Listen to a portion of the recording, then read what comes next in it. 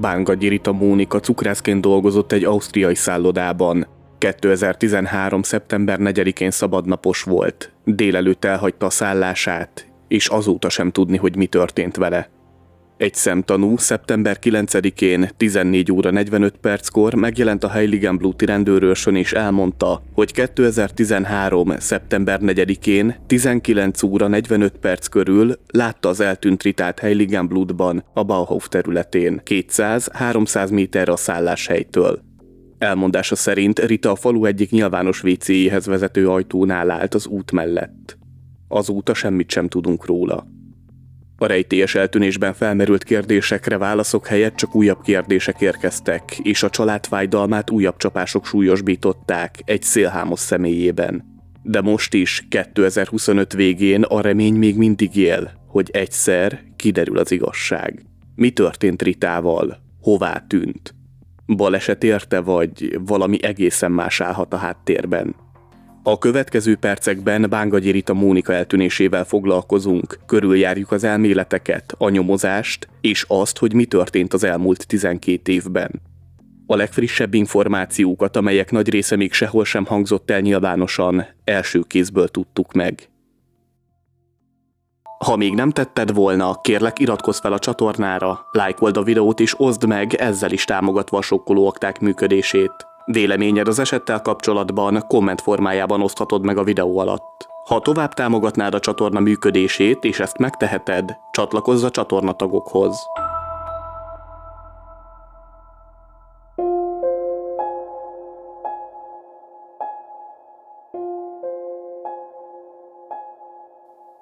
Bángagyi Rita Mónika 1973. április 12-én született Székelykeresztúron. Egy ideig Erdélyben éltek, majd a család Magyarországra költözött.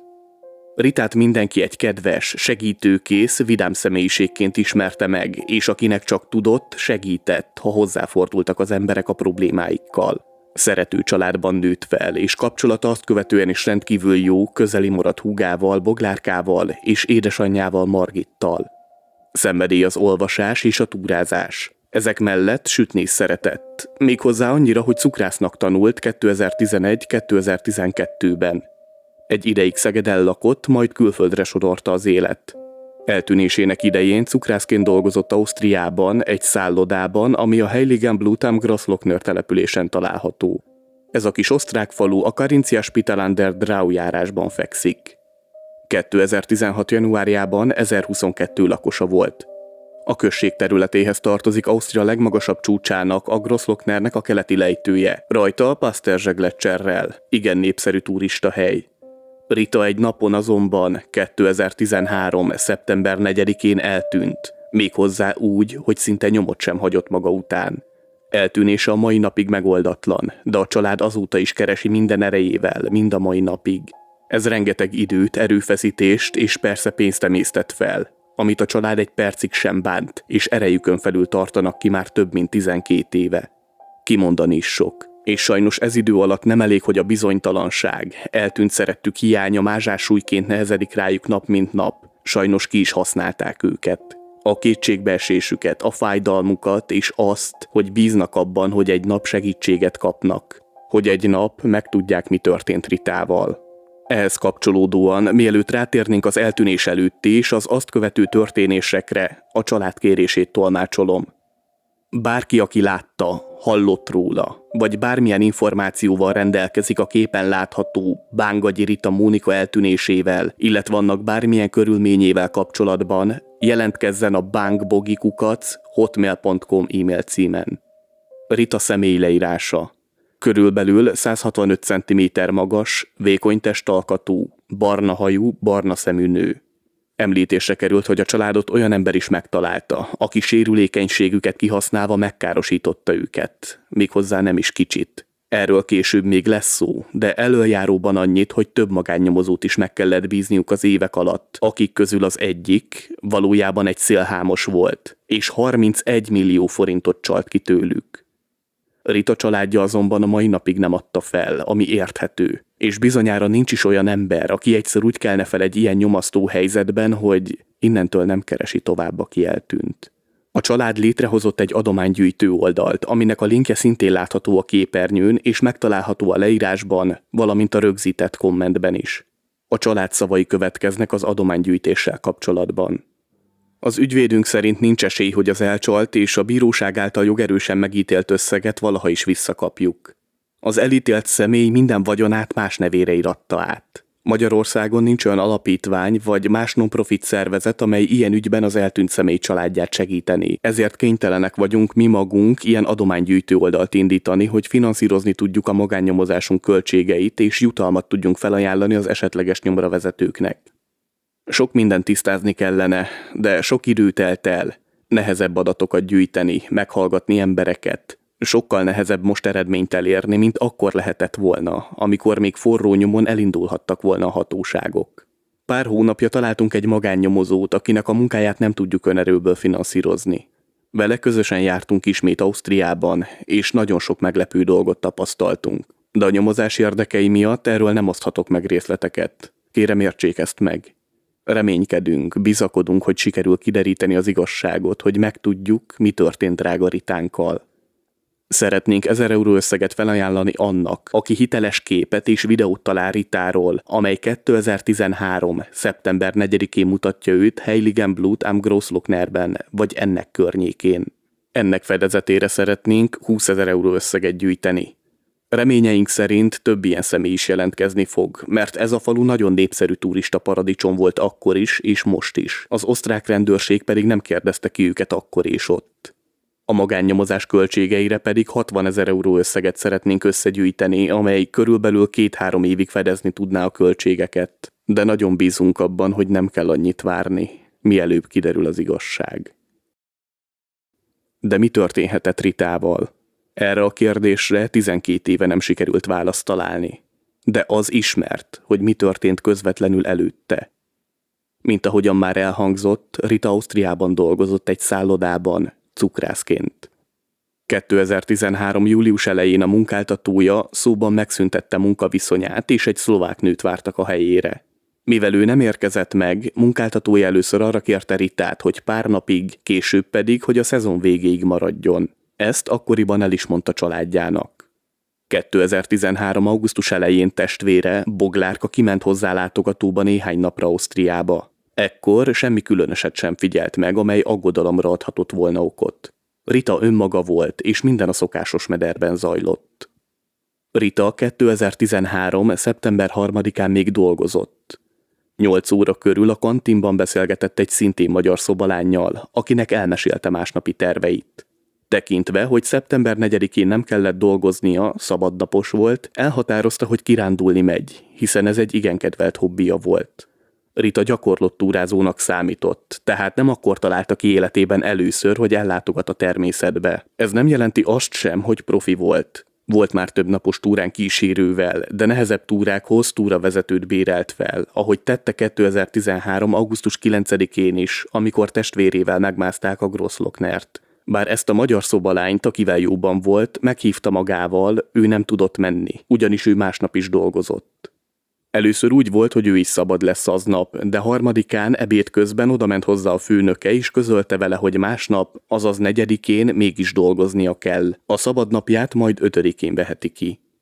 Este 9 óra környékén Ritának lejárt a munkaideje, így röviddel utána hazament. Testvérével és édesanyjával Skype-on beszélt szeptember 3-án este 11 óra körül, mely beszélgetés alatt velük is megosztotta, hogy másnap valószínűleg kirándulni megy. Arról azonban, hogy pontosan mikor indul és konkrétan hová, nem ejtett szót, mert még nem tudta. De azt is említette, hogy új állást keres a következő szezonra. A falut nem akarta elhagyni, de a munkahelyét, a szállodát igen.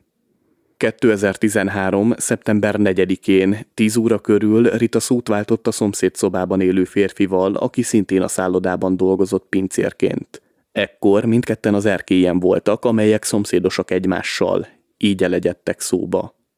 A férfi beszámolója szerint Rita egy széken ült az erkélyen és a laptopján dolgozott.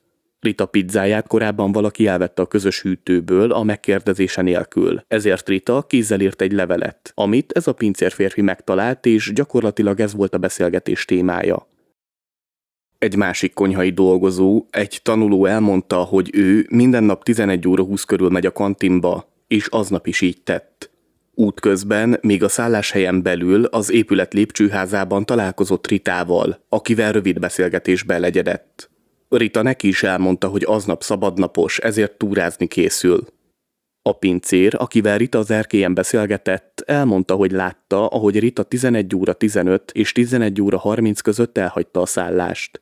Állítása szerint Rita hátizsákot viselt, ami összhangban van azzal, hogy mindenki szerint, akivel röviddel eltűnés előtt beszélt, Rita túrázni indult. 11 óra 11 perckor biztonsági kamera megörökítette, hogy Rita elhagyja a szállást. Ez a felvétel rendelkezésünkre áll. A tisztánlátás végett. A szálláshelyen 3 kamera működött akkoriban. Egy kamera a parkolót figyelte, egy a főbejáratot, egy pedig a hátsót. Fontos megjegyezni, hogy az épület főbejáratát nem használták, ugyanis a szálláshely földszintjén alakítottak ki egy nagy tároló traktárat, ahol vegyesboltok árukészletét tárolták. Ez azért fontos, mert a szálloda dolgozóinak ide nem volt bejárása, emiatt is zárták a főbejáratot. A személyzet a hátsó kijáratot használta. A biztonsági kamera felvételen a szálláshely hátsó kijárata látható, és a Rita, amint elhagyja az épületet. Egyesek szerint az első 4 lépés során úgy tűnik, mintha Rita bicegne, míg mások szerint nem. A felvétel minősége nem a legjobb, ezért kérdéses. Az úttest úgy tűnhet, hogy tökéletesen vízszintes, azonban ez nem így van. Van ott egy közel 45 fokos törés, nagyjából 3 méteren keresztül. Ezt azért fontos megjegyezni, mert Rita épp erre a törésre lép rá séta közben, így nem lehet biztosan megmondani, hogy amennyiben tényleg bicegett, azt ez a szintkülönbség törés okozta, vagy egy friss sérülés esetleg rosszul lépett. Az ügyön dolgozó magánnyomozó ezt a felvételt is szeretné szakértővel, mozgásanalizátor szakemberrel megvizsgáltatni. Ezt a felvételt és egyébként azon körülményeket, hogy Rita mikor és hogyan hagyja el a szállást, a hatóságok tudták. De a felvétel nem úgy került a hatóság birtokába, hogy egy technikus rendőr elment volna a helyszínre a felvételért, hanem úgy, hogy a felvevő eszközt a hotel adatfeldolgozási referense helyett egy másik személy értékelte ki, és ő döntött arról, hogy az adatfeldolgozási referens mit adjon át a rendőrségnek. A rendőrség kérte a 3 kamera 2013. szeptember 4-én 11 óra 11 perc és 2013. szeptember 5-én 9 óra 30 perc között készült felvételek kiértékelését, de más irat nincs arról, hogy mit találtak. A felvételt egyébként nem a hatóságok adták át a családnak, hanem az osztrák ATV. A család az egész napi felvételt szerette volna elkérni, amire ígéretet is kaptak, de 2014. februárjában a bécsi megbeszélésen azt mondták, a felvételek már nem állnak rendelkezésre. Azt a körülményt, hogy Rita biceg a felvételen, az aktuális magánnyomozó szúrta ki. A rendőrség akkor csak a pincért és a tanulófiút hallgatta ki. Volt munkatársak beszámolója alapján az épületet sem akkor, sem másnap nem kutatták át. További érdekesség, hogy a parkolóban helyet kapott egy igen nagy, 4-5 köbméter űrtartalmú vegyes hulladéktároló is, amelyet lakattal zártak. Ez a hulladéktároló elektronikus vezérléssel tömörítette a belekerült hulladékot. Hogy mindenki el tudja képzelni, olyan lehet, mint a szemétszállító kocsik. Azért, hogy a szemét kevesebb helyet foglaljon, több férjen el benne, összepréselik.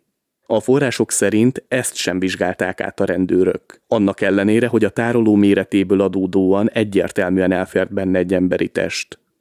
A faluból a hulladékot a közeli Lienzben lévő hulladéklerakóba szállították. Az ügyön most dolgozó magánnyomozó megkereste a hatóságokat azzal, hogy megbeszéljenek egy személyes találkozót. Sajnos mielőtt a látogatás és annak bejelentése megtörtént volna, a szeméttelep azon része, ahová 2013-ban Heiligenblutból odaszállított szemét került, 2025. június 28-án kigyulladt. A tűzokát egy kigyulladó akkumulátornak tudták be, legalábbis abból, hogy korábbi tüzeket akkumulátorok okoztak, erre gondoltak. Bár a hatóság embereivel nem jött össze a találkozó, a szeméttelep tulajdonosával sikerült egyeztetni. Egy kijelölt személy társaságában ellátogattak a szemétlerakó telepre.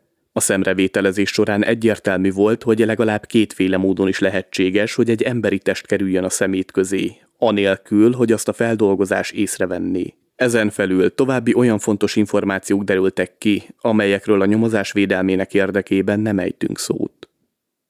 A nyomozás során találtak olyan információkat, amelyek megerősítették a tanúk beszámolóját, miszerint Rita a következő szezonban is vissza akart térni, akár ugyanabba a faluba, de egy másik munkahelyre. Interjúkat egyeztetett Skype-on és e-mailben is. Azt, hogy Rita mit viselt aznap, nem tudni pontosan, de biztos, hogy egy sportosabb, kékes-feketés, fehéres tevaszandált, egy 3/4-es kék farmert. A hátán Osprey-talon hátizsák volt, derekán, mintha egy Jackie lett volna átkötve. A felvétellel kapcsolatban korábban már elhangzottak információk. Az is, hogy a rendőrség szerint a felvétel már nem állt rendelkezésre, ezért nem tudták átadni a családnak. Ennek ellenére a felvételt, ami állítólag megsemmisült, bemutatta Ausztria egyik legismertebb tévécsatornája, az ATV. Rita testvérének eljuttatott egy másolatot DVD-n a csatorna, amely így már rendelkezésre áll. Sajnos az eredeti felvétel, amit a csatorna kapott, már nincs meg. Ugyanis a csatorna, mint ahogyan sok másik is, nem minden műsorát készíti saját maga, hanem különböző műsorgyártó cégekkel dolgozik együtt. Ezt a műsort is egy ilyen cég készítette, akiknek már nem volt meg az eredeti felvétel abban a formában, ahogy ők megkapták, csupán a felvétel elérhető a kész műsorból. A műsorban a szálloda akkori vezetője arról is beszélt, hogy a szálláshely főbejáratát figyelő kamerafelvétele megerősítette a pincér elmondását arról, hogy Rita melyik irányban hagyta el az épületet. Tehát a szálloda a film bemutatásakori vezetője, nem az, aki 2013-ban vezette a szálláshelyet. Ami biztos, hogy Rita személyes tárgyai nem kerültek elő. Ezek a következők. 22 literes Osprey-talon neonzöld hátizsák, Festival Pink színű, szinte világítóan rózsaszín Nokia 100-as telefonja, piros színű Lumix DMC TZ7 típusú fényképezőgépe, Calvin Klein márkájú Minimalist Vintage Dress típusú 2000-2001-es évjáratú karóra. Amennyiben bárki észlelte hasonló tárgyak értékesítését 2013. szeptember 4-e utáni időszakban osztrák adásvételi oldalakon, azt továbbítsák Rita húgának e-mail címére, amely a képernyőn látható és a leírásban is megtalálható.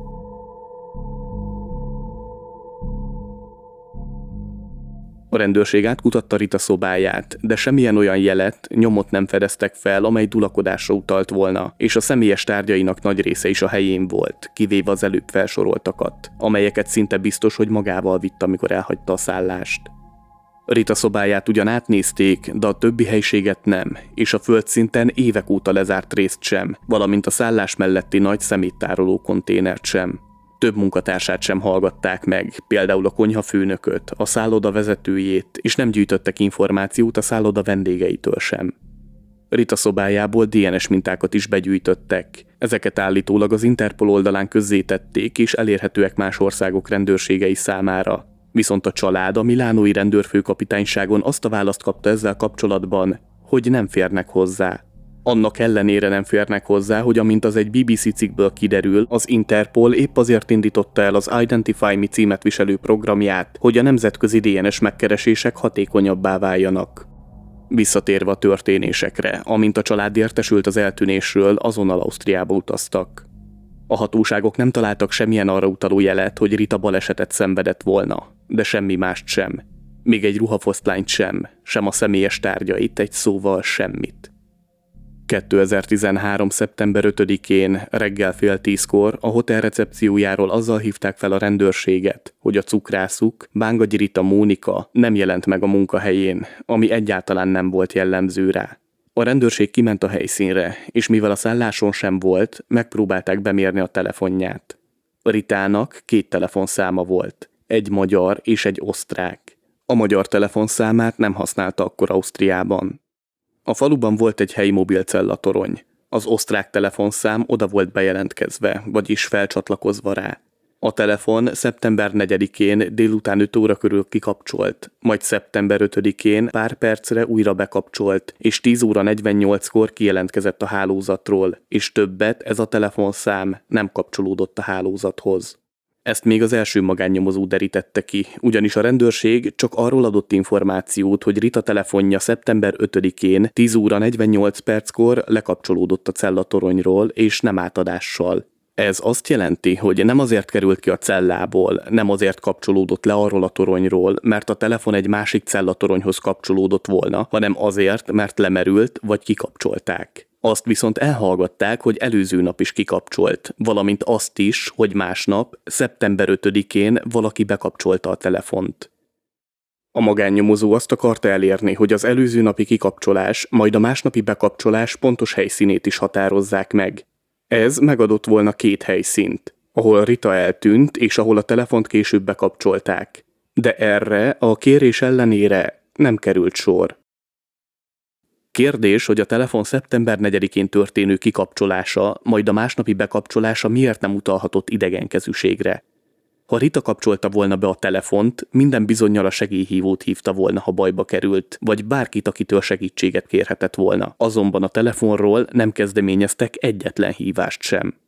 Amit még fontos megjegyezni, hogy a telefon egy bérelt telefon volt, a Mundio Mobile Ltd. Londoni székhelyű cégtől. A telefonszám tehát egy külföldi székhelyű cégnél volt regisztrálva, ezért ahhoz, hogy ennek a telefonnak a jelét bemérjék, a szakszolgálatnak egy speciális jelfogóra volt szüksége. Ez a speciális jelfogó szeptember 5-én 12 óra 30 perckor már rendelkezésre állt, azonban addigra a telefon lekapcsolódott a hálózatról. Az is fontos, hogy a technika fejlődésével már lehetséges, hogy a szakszolgálat az akkori információk alapján megtalálja a pontos helyet. Erre azonban csak akkor lenne lehetőség, ha Rita eltűnése büntetőügy lenne, de az osztrák hatóságok szerint nincs bűncselekményre utaló adat. A rendőrség kihallgatta azt a magyar szobalányt, akivel Rita előző nap beszélt, akivel úgy volt, hogy együtt mennek túrázni.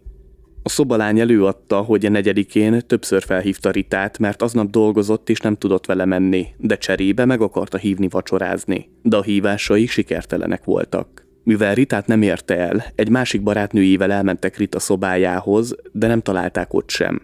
Azt feltételezték, hogy nincs otthon, ezért egy cetlit ragasztottak az ajtajára. Ez a cetli még akkor is az ajtón volt, amikor a rendőrség másnap megérkezett a helyszínre. A keresést megkezdték a rendőrök, a hegyi mentők, a tűzoltóság, a búvárok, önkéntes civilek és még sokan mások, köztük természetesen Rita családtagjaival. Ők azon a részeken segítettek, amelyek nem voltak olyan veszélyesek. Tehát nagy erőkkel indult meg a kutatás, de nem találtak semmit. Ez az első keresés szeptember 5-től 11-ig tartott, de újabb keresések is indultak október 5-én, 9-én, 15-én és december 17-én is. Mind eredménytelenül. Egy szemtanú néhány nappal Rita eltűnése után jelentkezett a rendőrségen, és azt mondta, hogy az eltűnés napján, 2013. szeptember 4-én este 3:48-kor épp kóruspróbára tartott a helyi templomba kocsival, amikor látta Ritát a Bauhaus területén, a nyilvános WC-nél. Elmondta, hogy Rita világos színű jackit viselt, és biztos volt benne, hogy az eltűnt nőt, Ritát látta. Elmondása szerint a nő állt az út szélén, amiből arra következtetett, hogy talán azért állt ott, hogy elengedje a kocsit, de az is lehetett, hogy épp várt valakire.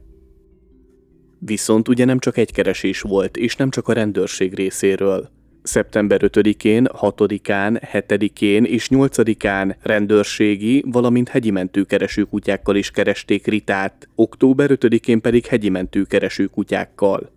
Az pontosan nem tisztázott, hogy mely keresés alkalmával, de az egyik kutya a szálláshelynél szagot fogott, amit viszont néhány 100 méterre onnan elveszített. Ez utalhat arra, hogy Rita akár egy gépjárműbe is beszállhatott. Ahogy korábban már említésre került, szeptember 4-én este 3:48-kor egy szemtanú látta Ritát pár 100 méterre a szálláshelytől. Azt nem tudni, hogy a keresőkutya által jelzett hely és a szemtanú által megjelölt hely ugyanaz-e. Mert ha a szemtanú is megerősíti, amit a keresőkutya jelzett, akkor ezt a járművet és vezetőjét kellett volna keresni. 2025. szeptemberében a most az ügyön dolgozó magánnyomozó ellátogatott a helyszínre. Beszélt a szemtanúval, aki neki is megerősítette, hogy biztos abban, hogy akkor Ritát látta. A helyiek rendkívül megbízható személynek mondták a szemtanút. A család visszatért Magyarországra, és felvették a kapcsolatot a magyar hatóságokkal, akik arról tájékoztatták őket, hogy az osztrák hatóságok hatáskörébe tartozik, így ők nem tudnak segíteni. Már ekkor magánnyomozót fogadtak, aki 2013. szeptember 21-én ellátogatott az osztrák faluba. Napokon keresztül végeztek kutatómunkát eredménytelenül. Minden lehetséges módszert megpróbáltak. A nyomozás kiegészítéseként olyanokat is, amelyek relevanciáját sokan megkérdőjelezhetik. Egy radiesztéta bevonásával próbálták megtudni, hogy mi történt, hová mehetett Rita, ugyanis ezt pontosan nem tudták. Jól hangzó elnevezés a radiesztéta, de vajon mit jelent?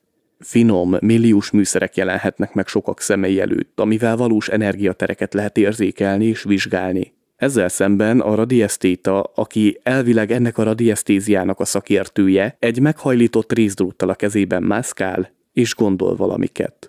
Természetesen valós tudományos vizsgálatok is történtek a radiesztéziával kapcsolatban, de a kontrollált vizsgálatok következetesen kimutatták, szerintem nem meglepően, hogy a radiesztéziai jelzések minden esetben a gyakorló akaratlan, ideomotoros mikromozgásából erednek. Magyarul az inga vagy a hajlított részpálca nem tud semmit, csak egyszerűen az történik, hogy az ember mozgatja, anélkül, hogy azt akarná vagy észrevenné.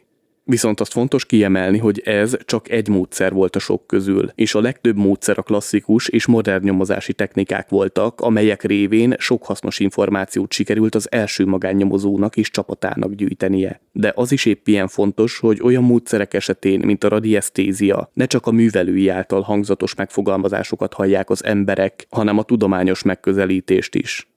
Visszatérve az első magánnyomozó munkájára, kihallgatták a hegyi mentők egyikét és Rita néhány munkatársát a szálláson.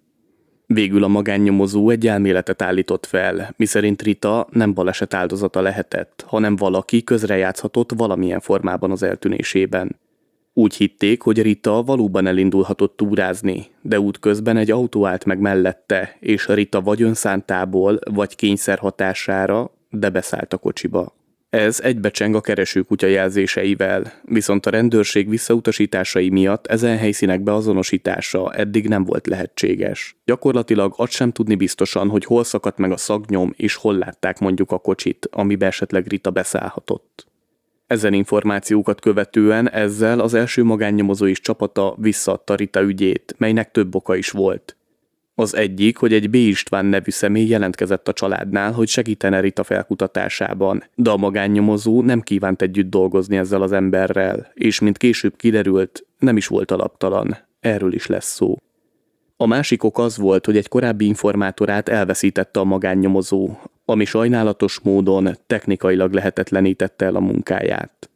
Hogy mi történhetett Ritával, hogyan tűnhetett el nyomtalanul, nem tudni. De elméletek születtek, és ahogy a nyomozás halad előre, egyre bizakodóbb mindenki, hogy fény fog derülni az igazságra. Azon elmélet, hogy Rita balesetet szenvedett, melynek következtében életét vesztette, majd a természet, a vadállatok és a biológia miatt nem találták meg a maradványait, a további elméleteket követően kerül kifejtésre, a mellette és az ellene szóló érvek bemutatásával. Ennek az az oka, hogy az elmúlt években a legtöbb Rita eltűnéséről szóló cikkben, riportban, egyéb tartalomban erre fektették a legnagyobb hangsúlyt, holott sok információ nem került közlésre. De most ebben az epizódban minden jelenleg ismert tény, körülmény és feltételezés szóba kerül, úgyhogy térjünk rá a második elméletre, ami az emberrablás. Annak a lehetősége, hogy Rita emberrablás, emberkereskedelem áldozata lett, már az első magánnyomozó fejében is megfogalmazódott. A nyomozás során természetesen sok emberrel folytatott beszélgetést azért, hogy információt szerezzenek. E beszélgetések alkalmával olyan információk kerültek a birtokába, miszerint Ritát megkörnyékezhette valaki. Ezeket az információkat viszont a jelenlegi magánnyomozásnak nem sikerült megerősítenie. Eddig nem találtak olyan tanút, aki alá tudta volna támasztani azt, hogy ez a személy valóban közelebbi kapcsolatba szeretett volna kerülni Ritával. Az Ausztriában elkövetett emberkereskedelemmel foglalkozó cikkekben szereplő helyszíneket a magánnyomozó térképre helyezte annak érdekében, hogy láthatóvá váljanak a kereskedelmi útvonalak. Ezek az útvonalak északról és délről egyaránt elkerülik Heiligenblutot. Az idén szeptemberi helyszínbejárás alkalmával, amikor azzal a szemtanúval beszéltek, aki megerősítette, hogy a Ritát látta, arra kérték, hogy rekonstruálják a történéseket, azaz a helyszínen játsszák újra a jelenetet. Megjegyzés, hogy ez egy rendkívül hasznos technika minden nyomozásban, és teljesen bevett szokás. Erre a kérdésre viszont a szemtanú nagyon elutasító lett. Ez azt az érzést keltette a magánnyomozóban és a többi jelenlévő személyben is, hogy a tanút megfenyegethették. Persze az is lehet, hogy teljesen más oka volt ennek. Nem tényként hangzik el, nem is volt erre utaló bizonyíték, de ami mégis igen furcsa volt, az ezután történt nem sokkal. Az akkori szálláshelyen megláttak egy nagyjából 150-200 ezer euró értékű terepjárót, ami épp elhagyta a szálláshelyet. Ez a gépkocsi igencsak kitűnt a környezetből, ugyanis a többi egyszerű hétköznapi jármű volt, és lehet, hogy az összes nem ért annyit együttvéve, mint ez a terepjáró egymaga. Később a rendszám révén sikerült kideríteni, hogy hol regisztrálták a kocsit, de ezt nem szeretnénk elárulni. A helyszíni látogatás alkalmával a szálloda új igazgatója is ott tartózkodott, aki épp egy magánterület feliratú táblát helyezett ki, illetve felszerelt egy plusz kamerát is. Őt már a kiutazás első napján megkereste a magánnyomozó, hogy szeretnének vele is beszélni, de annak ellenére, hogy 10 napig ott voltak, nem tudott erre időt szakítani. Visszatérve az emberkereskedelem lehetőségére, a közelben a szálláshelytől 15-20 percre található egy bordélyház, ami annak a lehetőségnek, hogy esetleg Rita is ide került volna, ellentmond, vagyis a magánnyomozó szerint cáfolja, hogy Rita az eltűnés másnapján, szeptember 5-én a helyi Heiligenbluti toronyról kapcsolódott le véglegesen, nem átadással, tehát a telefon lemerült, vagy sokkal inkább kikapcsolták, azaz még 5-6 kilométeres körzetben volt.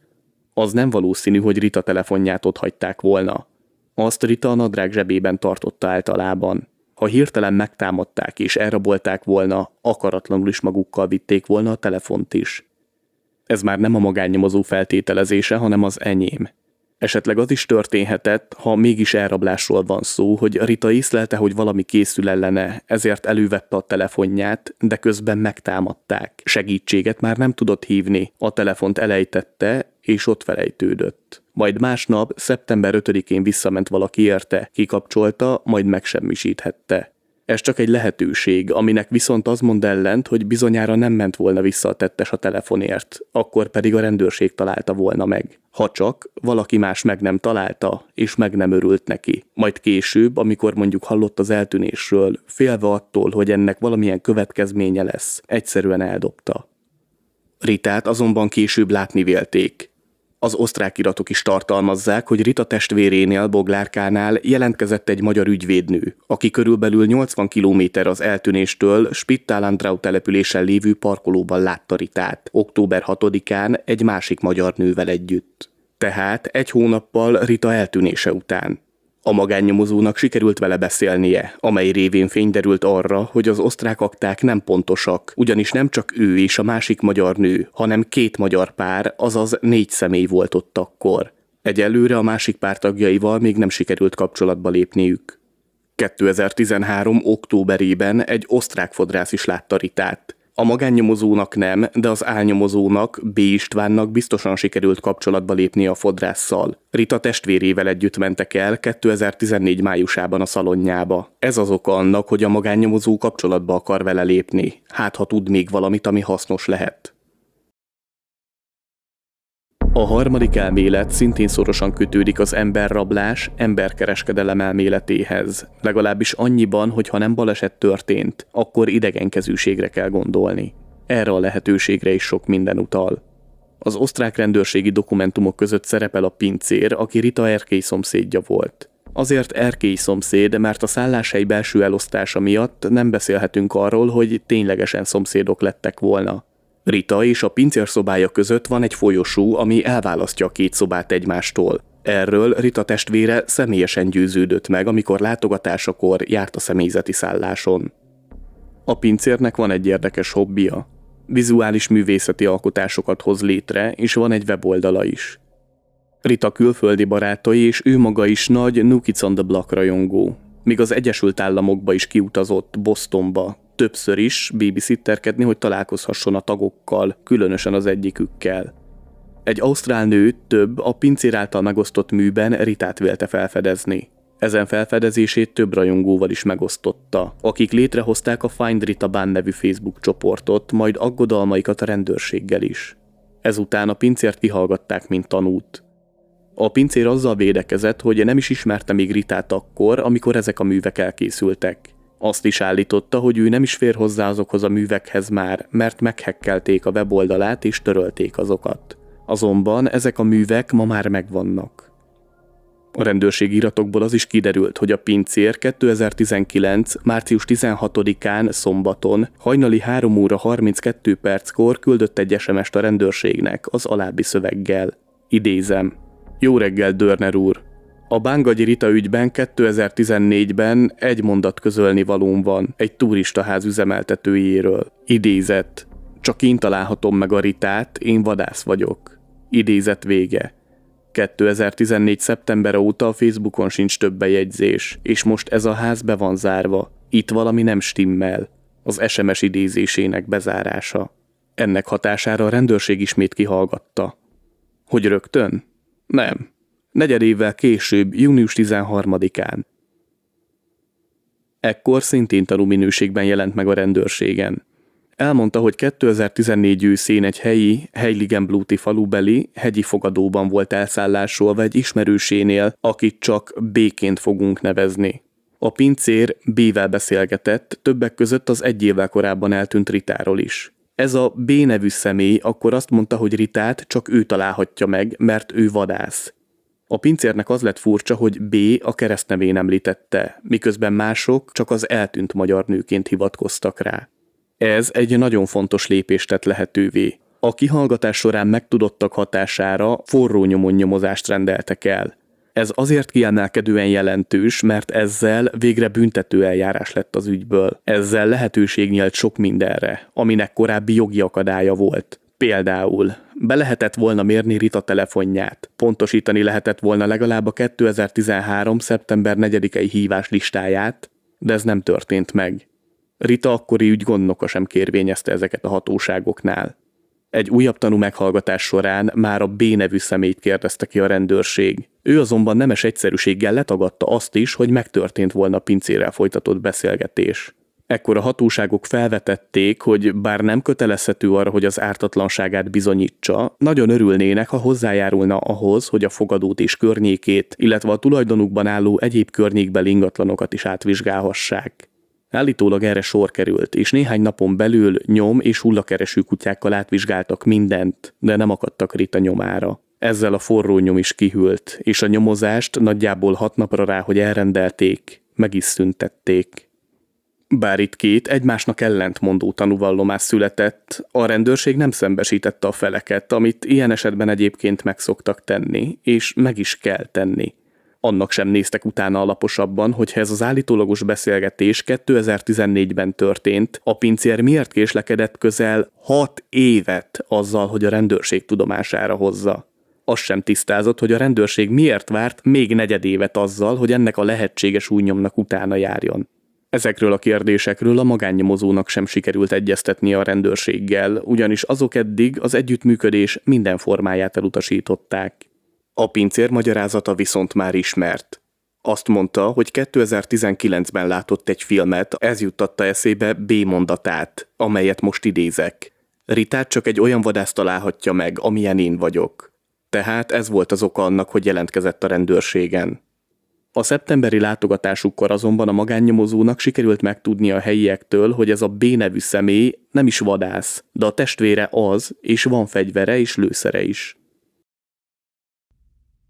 Bár a médiumok, halottlátók, alternatív módszerek alkalmazása a nyomozások során sokak számára megkérdőjelezhetőek, és az ezzel kapcsolatos véleményem a rendszeres nézők, hallgatók számára már ismert, fontos ezeket is megemlíteni egy nyomozás során. A Find Rita Band nevű Facebook csoport alapítójának volt egy álma, vagy víziója, ki minek nevezi, melyben megjelent neki Rita. Ebben Rita elmondta neki, hogy egy fiatal, helyi fiúházába került, ahol a fiú meg akarta őt csókolni, azonban Rita erre nem volt nyitott, visszautasította őt. Erre a fiú elkezdte folytogatni. Ezt észlelte a fiú apja, és amikor már Rita a padlón volt, de még életben, a fiú apja félve attól, hogy Rita elmegy a rendőrségre, befejezte azt, amit a fia elkezdett, majd Rita testét a pincében, később pedig egy másik helyen rejtette el. Egy ismert magyar halottlátó is beszámolt a saját vízióiról, megérzéseiről, látomásairól. Nem tudom, hogy ő hogyan fogalmazná ezt meg. Az ő története a következő. Rita végül nem ment el kirándulni aznap, amikor eltűnt. Egy idősebb férfi, akit Rita is ismert látásból, megkérte, hogy menjen el neki bevásárolni egy helyi vegyesboltba. Rita ezt meg is tette, és amikor elvitte neki a kért holmikat, behívta egy csésze teára, amit Rita elfogadott. A férfi azonban aljas módon kábító hatású anyagot kevert a teába, amitől Rita elvesztette az eszméletét. A férfi levitte őt a pincébe, erőszakkal közösült vele, majd brutálisan kioltotta az életét. Rita testét pedig a pincében rejtette el. A halott látó részletes leírást adott a férfiról. Egy grafikus ezek alapján készített egy fantomképet. A fantomkép mellett részletes leírást is adott a halott látó, mely szerint a férfi jellegzetesen úgy öltözködik, hogy pólót hord az inge alatt. Sikerült egy olyan férfit találni, aki megszólalásig hasonlít a fantomképen lévő férfira. Őt sikerült azonosítani. Kiderült, hogy neki is van egy fia, ami megfelel az első halott látó által elmondottaknak. Azt viszont eddig nem tudni, hogy egyáltalán ismerhette Ritát. A férfi házáról is részletesen beszélt, de a házat eddig nem sikerült azonosítani. Ezt az elméletet gyengíti a szemtanú vallomása, aki látta az eltűnése napján Ritát. Rita egyébként sem volt olyan személy, aki ne lett volna óvatos. Ám azt is meg kell jegyezni, hogy nagyon segítőkész is volt. Így ha az esetleges elkövető manipulálta, például eljátszotta, hogy megsérült a lába vagy valami ilyesmi, és ezért nem tud elmenni a boltba, lehet segített volna neki. A két halott látó verziója sokban hasonlít, de sokban eltér. Nem kívánom senki vélt vagy valós képességét megcáfolni, de ilyen esetekben mindig felberül bennem néhány gondolat, amit a teljes kép és a hitelesség érdekében nem tarthatok magamban. A hasonlóságok fakadhatnak abból, hogy az egyik halottlátó megoszt valamit, nyilván a másik, aki utána következik a halottlátásban, vagy utána jönnek neki hirtelen a víziók, ennek utána tud nézni. Gondolom nem is kell ezt tovább magyaráznom. Azt viszont fontos kiemelni, hogy a hatóságok, a magánnyomozók nem erre alapoznak. Nem ők fordulnak ilyen segítségért, nem tényként kezelik, amit hallanak. Jelen esetben is úgy kezelik, mint mondjuk egy telefonos tippet. Ezzel egyetértek. A végére kell járni, mert semmit nem lehet kizárni soha. Ugyanúgy hiba lenne figyelmen kívül hagyni az ilyesfajta információkat, mint mondjuk a névtelen tippeket. Az utolsó elmélet szerint, ami ezidáig legtöbb helyen az első lehetséges forgatókönyvként szerepelt, Rita valóban elment kirándulni, és történt vele egy baleset. Ezt alátámasztják a beszámolók, miszerint előtte való nap Rita tényleg azt mondta, hogy kirándulni fog menni. Ami viszont ezen elmélet ellen szól, hogy Rita szandában biztosan nem indult volna el a hegyekbe. Gyakorlott túrázó volt, ez volt a hobbija, ráadásul a család szerint egyébként sem ment volna egyedül nehéz terepre, márpedig a terület, ahová a hatóságok feltételezése szerint indult, nem volt könnyű. Az, hogy szandált viselt aznap, amikor a beszámolók szerint Rita túrázni indult, sokak szerint furcsa. Legalábbis az eddigi források szerint. Ezt azzal indokolták, hogy ugyan nem volt profi, de nem is volt amatőr túrázó, hiszen sokszor sok helyen hódolt a hobbiának, ezért nem ment volna szandálban túrázni. Viszont számos további információ cáfolja ezt a felvetést, ami épp amellett szól, hogy akár túrázni is indulhatott. Azon a napon, amikor Rita kirándulni vagy túrázni indult, vagy nem akart mást, csak kikapcsolódni. 21 fok volt akkor, ami igen kellemes, és heti egyetlen szabad napját biztosan nem akarhatta a négy fal között tölteni. Nagyon is tudta, mit miért csinál. A jelenlegi magánnyomozás során olyan képet is találtak, amikor az alpesi környéken közel fél méteres hóval a háttérben egyetlen papucsban ül, de nem máshol, mint a szálláshelye teraszán, biztonságban. Tehát nem volt rá jellemző, hogy játszadozott volna a természettel. Amikor a jelenleg az ügyön dolgozó magánnyomozó többet magával ellátogatott a helyszínre, pont abban az időszakban ugyanolyan kellemes idő volt. 21 fok, ragyogott a nap, csak úgy, mint 2013. szeptember 4-én. Az első magánnyomozó leírt egy lehetséges útvonalat, amin Rita tervezhette, hogy végigmegy. Ezt az útvonalat a most az ügyön dolgozó magánnyomozó is bejárta. Rita húga és a tolmács is azt mondta, hogy azokon a turista útvonalakon a szandál nagyon is megfelelő viselet volt. Rajtuk is csak sportcipő volt. Maga az útvonal sem volt nagyon meredek, és más veszélyes lejtő vagy emelkedő sem volt. Az útvonal keskeny sem volt, többnyire elfértek egymás mellett. Rita szokása volt az is, hogy mindig sötételés előtt visszaért a szállás helyére. Ezt erősítette a szemtanú vallomása is. Aznap ugyanis a sötétedés 19 óra 48 perckor kezdődött, és 20 óra 14-kor teljesedett be. Vagyis a szemtanú még pont megfelelő körülmények között láthatta Ritát ahhoz, hogy ténylegesen felismerhesse még világosban Rita jellegzetes arcát. További érv az ellen, hogy túrázni ment az, hogy a keresés során keresőkutyát is bevetettek, és a kutyák a szállástól nem messze az út szélén elvesztették a nyomot. Ebből következtethettek arra a magánnyomozók is, és a család is, hogy esetleg Ritát valaki felvette kocsival az út szélén, ott, ahol a kutyák elvesztették a szagnyomot. A későbbi szemtanú, aki kocsival tartott a templom kórusi próbájára, szintén arról számolt be, hogy az út szélén látta utoljára Ritát. Tehát ez az elmélet nagyon is lehetséges.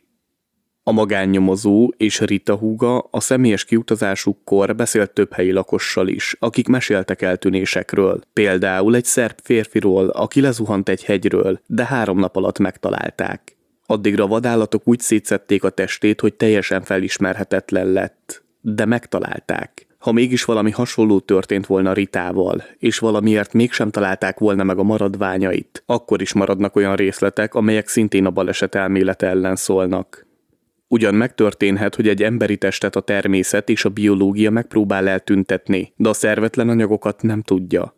A csontjai, ruhái, hátizsákja, telefonja, karórája, a személyes tárgyai közül több tartalmaz fémet is, vagy teljes egészében abból készült. Ezeket a tárgyakat előbb vagy utóbb, de meg kellett volna találniuk, illetve akár fémkereső használatával is meg lehetett volna keresni. Értelemszerűen ezeket a tárgyakat a vadállatok nem fogyasztják el, mégsem találtak semmit, ami Ritához tartozott volna. Az alvilági emberkereskedő szálat az első magánnyomozó is felvetette. És itt térjünk vissza B. Istvánra, aki jelentkezett a családnál, hogy segítene. Nagyon sok mindent mondott, de hogy amiket mondott, valóság volt-e, vagy szemfényvesztés volt az egész, később egyértelműen kiderült. Az első magánnyomozónak egy valamiben biztosan nagyon jók voltak a megérzései. Pontosabban nem valamivel, hanem valakivel, B. Istvánnal kapcsolatban. B. István tovább dolgozott Rita ügyén. Éveken át kért pénzt a családtól, mikor, mire, de mindig azt állította, hogy a nyomozását finanszírozza belőle. Utazás, nyomozás, repülőjegyek, mi egymás. Hogy a család bizakodjon, hiteles legyen, kitalált egy történetet is. Azt állította, hogy 2016. április 12-én, Rita születésnapján felhívták egy romániai telefonszámról, és megfenyegették, nyomatékosan kérve, hogy ne nyomozzon tovább Rita ügyében. 2016. decemberére pedig azt állította, hogy váltságdíjat követelnek Ritáért, amit a család ki is fizetett. Kiderült, hogy az állítólagos keresési akciókból semmi sem volt igaz. B. István nem csinált semmit, azon kívül, hogy kitalált egy krimibe illő történetet arról, hogy Rita eltűnése egy rejtélyes, alvilági csoporthoz köthető, és kihasználva a család fájdalmát, bizakodását, reménykedését, pénzt csalt ki tőlük. És nem is keveset. Összesen 31 millió forintot. Legalábbis bizonyíthatóan ennyit. A pontos összeg nem ismert. A férfit jogerősen elítélték, 4 év, 8 hónap letöltendő börtönbüntetést szabtak ki rá, és első fokon nem, de másodfokon kötelezték, hogy fizesse vissza mind a 31 millió forintot, amit családmódon szerzett meg a családtól. Erre azonban nem sok esély mutatkozik, ugyanis a család értesülései szerint a férfinak sem vagyona, sem ingatlana, sem egyéb ingósága nincs, amit végrehajtás alá lehetne vonni. Ezért is jött létre az adománygyűjtés, hogy a további magánnyomozást finanszírozni tudják. Hogy kételkedett a család B. István állításaiban? Természetesen igen. Bár a csaló nagyon következetesen építette fel a történetét, Rita testvére is gyanút fogott olykor, de ekkor a magát tapasztalt magánnyomozónak kiadó férfi szó szerint megsértődött és azt mondta, idézem, annyira aljas nem lehet valaki, hogy ilyen helyzetben visszaéljen az emberek jóhiszeműségével. De mint azt az ítélet is mutatja, mégis ilyen aljas volt. És nem, sem Rita testvére, sem édesanyja nem olyan gazdag, hogy ezt megengedhették volna maguknak. 4 éven keresztül csalta ki a több 10 milliós összeget a férfi, ami gyakorlatilag a teljes vagyonuk volt. Plusz sok ismerősüktől kértek kölcsön, és még hiteleket is felvettek. B. István persze mindent tagadott. Azt állította, hogy ő igenis nyomozott, de arról ő nem tehet, hogy nem találta meg a keresett személyt, jelen esetben Ritát. Persze ez így van, nyilván nem lehet eredménygaranciát kikötni ilyen megbízások kapcsán, de azt, hogy a magánnyomozó igenis végzett munkát, tudni kell bizonyítani, mint ahogyan azt is, hogy mire költötte el a megbízási díjként átvett összegeket. Ez persze nem történt meg. Arról nem is beszélve, hogy a magánnyomozói tevékenység engedélyhez kötött Magyarországon legalábbis, és B. Istvánnak nem volt semmilyen nyomozói múltja, sem magánnyomozói végzettsége, sem tapasztalata és engedélye sem. Jó tanács ilyen esetre, hogyha valaki magánnyomozót akar megbízni, kérje el a nyomozó igazolványát, ugyanis a valós magánnyomozóknak van Magyarországon. Más országokban egyáltalán nem biztos, ugyanis fontos kiegészítés, hogy Magyarországon szabályozott a magánnyomozói tevékenység, de nagyon sok országban nem. Így arra hivatkozva, hogy nem magyarországi a magánnyomozó, könnyebb dolga van a szélhámosoknak. Sajnos. Ilyen esetekben viszont, amikor valaki azzal keres meg egy ilyen kiszolgáltatott helyzetben lévő személyt, hogy nála van a megoldás, ő adhat reményt, akkor nem felrúható, ha valaki annyira hinni akar, hogy meg tudják vezetni. Ráadásul az ilyen csalók azért rendkívül fondorlatosak. Bizonyára sajnos sok mindenki meg tudná ezt erősíteni a hallgatók, nézők közül is. Végül Rita édesanyja jelentette fel a férfit. Összefoglalásként és kiegészítésként néhány további információ sok közül. 2014 márciusában az osztrák hatóságok arról tájékoztatták a családot, hogy Rita magyar bankszámláján nem történt pénzmozgás. Továbbá azt is hozzátették, hogy nincs tudomásuk osztrák bankszámláról. Majd arról értesítették a hozzátartozókat, hogy mégis van osztrák számlája. Erről a hotelben dolgozóktól szereztek tudomást.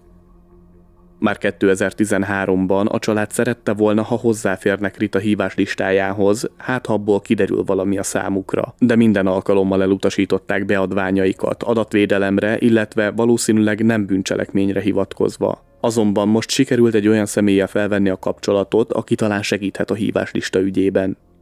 A nyomozás dokumentációjának csak egy részét ismerhette meg a család, azt is csak a kijelölt ügygondnokon és a bécsi magyar konzulátuson keresztül. A valós magánnyomozók olyan információkat vettek fel, amelyek sok mindent alapjaiban változtathatnak meg. A jelenlegi magánnyomozó munkájának köszönhetően egyre több és egyre biztosabb információk derülnek ki, amelyek már tényleg arra mutatnak, hogy van remény az igazság felderítésére. Hosszadalmas, bonyolult és nehéz munka ez, amely sok erőforrást igényel. Az eddigi munka során is hatalmas mennyiségű adat gyűlt össze, amelyek egy része már elemzésre került, de egy része még feldolgozásra vár. Sok akadályt sikerült elhárítani, ami mögé sajnos sokszor az illetékes hatóságok is menekültek, kitérve a megkeresések és a válaszadás elől. Például a megtudott információk alapján a Rita ügyében kinevezett ügygondnok alkalmassága a feladatra erősen megkérdőjelezhető. Ezért a magánnyomozó javaslatát elfogadva Rita húga kérte az osztrák hatóságtól, hogy őt jelöljék ki új ügygondnoknak. Ez nagyban megkönnyítheti majd a nyomozó és az osztrák hatóságok közötti kapcsolattartást is. Sikerült felkutatniuk a korábbi tanúkat is, számos beszélgetést folytattak le, illetve több olyan személyt is azonosítottak, akik hasznos információval szolgálhatnak a későbbiekben. Az eddig begyűjtött nagy mennyiségű és a jövőben napvilágot látó információkból egy adatbázis készül, amelyben az adatok komplex elemzése lehetővé válik. A magánnyomozó arra is készül, hogy nagy mennyiségű képi anyagot, hanganyagot, videóanyagot fognak kapni, amelyeket szakértőkkel akarnak megvizsgáltatni. 2025. decemberében az amerikai nagykövetségen keresztül megvalósult egy személyes találkozó az FBI munkatársával. Itt közvetlenül és nyíltan sikerült megbeszélni az egyes események körülményeit, és azokat a homályos részleteket is, amelyek kimaradtak az osztrák rendőrség iratanyagából. A személyes találkozón az FBI alkalmazottja közölte, hogy meg fogják vizsgálni, hogy mely kéréseiknek és milyen formában fognak tudni eleget tenni. Az ügyben nem merült fel amerikai érdekeltség, de több mozzanat is utalhat a szervezett bűnözéshez való kapcsolódásra. Ezúton tolmácsolom a család köszönetét annak a nyomozónak, aki korábban javasolta, hogy vegyék fel a kapcsolatot az FBI-jal, és azoknak a személyeknek, akik eddig adományaikkal hozzájárultak a munkához, hiszen nélkülük ez a találkozó sem valósulhatott volna meg. Ezeken túl több kiemelkedő oknyomozó újságíróval is igyekeznek felvenni a kapcsolatot, továbbá a témában jártas írókkal. A cél az, hogy a média munkatársaiból is verbuválódjon egy csapat, ami szintén elősegíti a munkát, és minden eddigivel együtt azt is, hogy elérjék Bángagyi Rita Mónika eltűnési ügyét, kezeljék végre bűncselekményként. A korábbiakban több név is elhangzott, vagy utalás olyan személyekre, akik fontosak lehetnek Rita eltűnésének ügyében, vagy esetleg valamikor fontosnak gondolták őket.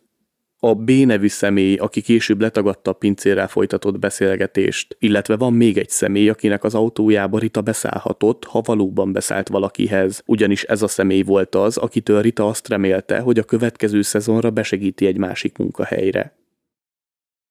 Rita eltűnése ma, 2025 végén is megoldatlan, a család azonban nem adja fel, és a velük dolgozó szakemberek sem.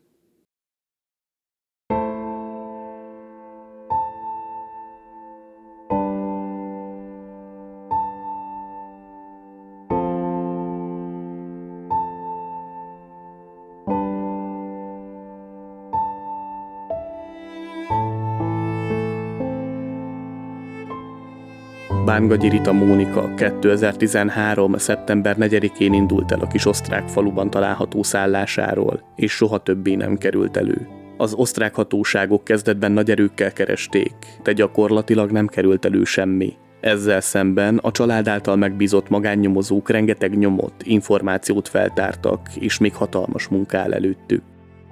Hogy mi történt Ritával, hová tűnt, és hol lehet ma, senki sem tudja. De lehet valaki mégis. Valaki, aki még utoljára látta, amennyiben idegenkezűség áll eltűnésének hátterében. Minden szempontból érthető, hogy a család tudni akarja, mi történt a szerettével. Sajnos ezt időközben volt, aki ki is használta, és súlyos 10 milliókkal károsították meg őket. Amennyiben módodban áll, hogy hozzájárulj a jelenlegi zajló magánnyomozás támogatásához, kérlek keresd fel a képernyőn látható és a leírásban, valamint rögzített kommentben is megtalálható adománygyűjtő oldal linkjét, ahol átlátható módon járulhatsz hozzá ahhoz, hogy talán egy napon végre kiderüljön az igazság. Továbbá kérünk mindenkit, hogy akinek bármilyen információja van a képen látható Bángagyi Rita Mónika eltűnésével kapcsolatban, jelezze azt haladéktalanul a leírásban megtalálható és a képernyőn látható e-mail címen bangbogi@hotmail.com. Bármilyen nyelven írhatsz, ha tudsz valamit. A család nevében mondok köszönetet mindenkinek, aki bármilyen formában hozzájárul Rita eltűnési ügyének felderítéséhez. Köszönöm Rita húgának és az ügyön dolgozó magánnyomozónak, hogy időt szántak a közös munkára, és ennek köszönhetően a legfrissebb, legbiztosabb, első kézből származó információkról számolhattunk be. Szívből kívánjuk, hogy legyen erejük ahhoz a biztosan elmondhatatlanul nehéz munkához, amit nap mint nap folytatnak annak érdekében, hogy végre kiderüljön az igazság. Véleményed az esettel kapcsolatban szokásos módon komment formájában oszthatod meg a videó alatt, de kérlek ezúttal is vedd figyelembe, hogy a család olvasni fogja a kommenteket. Ha még nem iratkoztál fel a csatornára, kérlek tedd meg, lájkold a videót, hypold és oszd meg, ezzel is támogatva a csatorna működését.